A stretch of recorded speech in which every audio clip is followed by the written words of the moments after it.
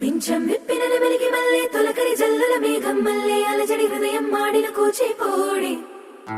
రంగుల దిద్దిన బొమ్మకు మల్లె కవితలు వద్దిన పుస్తక మల్లె సంతోషంలో ముద్దుగా ఈ అమ్మాడి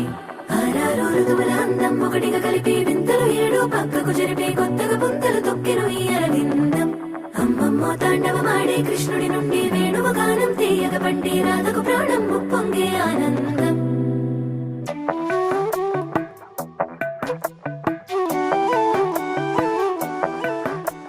మధురము కదా ప్రతొక నడక